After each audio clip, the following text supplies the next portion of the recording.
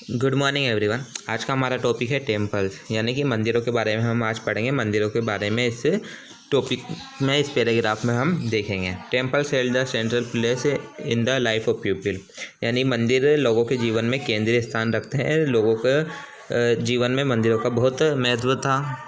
There constructions and maintenance was a source of livelihoods for many people, यानी कि उसका निर्माण और रखरखाव कई लोगों की आजीविका का स्रोत था। यानी कि क्या होता था, कई लोगों की आजीविका इस पर निर्भर थी, इसके निर्माण से और इसके रखरखाव से।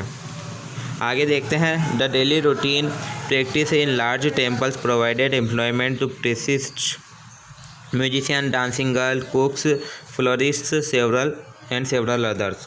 यानी कि हम देखते हैं कि बड़े मंदिरों में प्रचलित दैनिक दिनचर्या ने पुजारियों हुए, संगीतकार हुए, नृत्य करने वाली लड़कियां हुई, रसोइये जो खाना वगैरह बनाते हैं वो हुए, फूल वाले हुए, और कई अन्य लोगों को रोज़गार प्रदान किया। यानी कि जो बड़े बड़े मंदिर होते हैं वो कई लोगों को रोज़गार प्रदान करते हैं, जिसमें हमने देखा कि पुजारी वगैरह और संगीतकार वगैरह और रसोइया, फूल वाला, इस तरह से कई लोगों को रोज़गार प्रदान करते हैं। Temples become the centre of entertainment and festival held there became the occasions for contests of learning, fairs and wrestling competitions. मंदिर मनोरंजन के केंद्र बन गए और त्योहारों का आयोजन, सीखने, मेलों और कुश्ती प्रतियोगिताओं के अवसर बन गए। यानी क्या हुआ, अब मंदिर जो थे वो मनोरंजन का एक केंद्र बन गया था। यहाँ पर कई त्योहारों का आयोजन किया जाता था और मेले वगैरह लगाए जाते थे, और कुश्ती की जो प्रतियोगिता होती है वो यहाँ पर करने के अवसर बन गए थे। आगे देखते हैं। The Bharatanatyam dance has its origin in the temples of south India, यानी कि भरतनाट्यम जो नृत्य है इसकी उत्पत्ति दक्षिण भारत के मंदिर में हुई है। आगे बढ़ते हैं हम।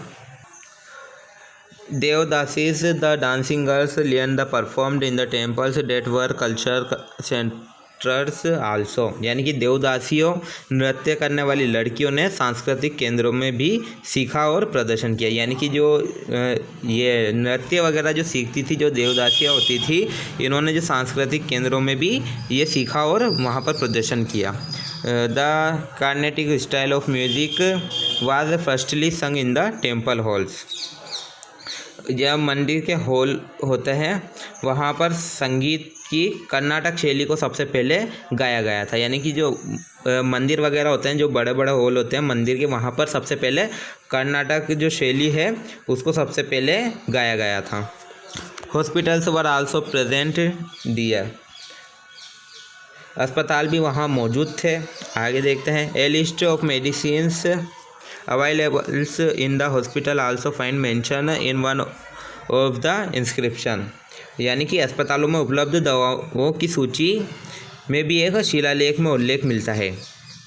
यानी कि एक शिलालेख में इसका भी उल्लेख मिलता है कि जो अस्पताल में जो दवाओं का यूज़ किया जाता था उनकी सूची का एक शिलालेख में उल्लेख मिला है। The temples also served the purpose of the town hall and people discussed local issues there, यानी कि मंदिर ने टाउन हॉल के उद्देश्य को भी पूरा किया और लोगों ने वहाँ स्थानीय मुद्दों पर चर्चा की। यानी कि क्या होता था, लोग मंदिरों में अब स्थानीय जो चर्चा होती है, वहाँ के स्थानीय जो मुद्दे होते हैं, जैसे कि किसी भी गांव वगैरह हो गए, कोई पंचायत वगैरह होती थी, उनके जो वहाँ के लोकल मुद्दे होते थे कोई भी चीज़ पे, तो उसका भी वार्तालाप मंदिरों में होने लगा, लोग मंदिरों में चर्चा करने लगे। आगे बढ़ते हैं हम। अब हमारा नेक्स्ट टॉपिक है चोल इंस्क्रिप्शंस, यानी कि चोल शिलालेख के बारे में हम इसमें देखेंगे। चोल इंस्क्रिप्शंस जो हैं उसके बारे में। Chola inscription are the major source of providing us information about Chola administration, their conquest, village government, revenue collection system and land grants. यानी कि चोल शिलालेख हमें चोल प्रशासन के बारे में, उनकी विधि के बारे में, और उनकी जो गांव की सरकार होती थी उनके बारे में, और जो राजस्व संग्रह प्रणाली और भूमि अनुदान के बारे में जानकारी प्रदान करने का प्रमुख स्रोत है। यानी कि चोल इंस्क्रिप्शन से हमें ये पता चलता है कि उनका जो प्रशासन प्रणाली थी वो किस प्रकार की थी, उन्होंने कहाँ कहाँ पर विजय प्राप्त की थी और उनके जो गांव की जो सरकार वगैरह होती थी वो किस प्रकार से होती थी, उनका नियंत्रण किस प्रकार से होता था, और वो जो राजस्व वगैरह जो उनकी प्रणाली थी, भूमि अनुदान वगैरह इनकी, वो क्या क्या थी, ये सब हमें चोल इंस्क्रिप्शन से पता चलता है।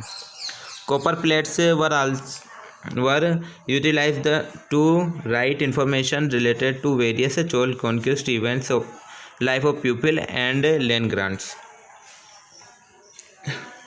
विभिन्न चोल विजय घटनाओं, लोगों के जीवन और भूमि अनुदान से संबंधित जानकारी लिखने के लिए तांबे की प्लेटों का उपयोग किया गया था। यानी कि क्या होता था, तांबे की प्लेटों पर जो चोलों की विजय हुई है, यानी कि जहाँ जहाँ पर चोलों ने विजय प्राप्त की है वो, और अन्य घटनाओं और लोगों के जीवन तथा भूमि अनुदान से संबंधित चीज़ें जो तांबे की प्लेटों पर भी लिखी जाती थी। आगे देखते हैं। Many times this plates were स्ट्रंग together on a large ring with A royal seal attached upon it. यानी कि कई बार ये प्लेटें एक बड़ी अंगूठी पर एक साथ एक शाही मोहर के साथ जुड़ी होती थी। यानी क्या होता था, कई बार ऐसा होता था, ये जो प्लेटें होती थी एक साथ एक शाही मोहर से जुड़ी होती थी इस पर, यानी कि एक शाही मोहर लगी हुई होती थी। इसके आगे हम नेक्स्ट क्लास में पढ़ेंगे।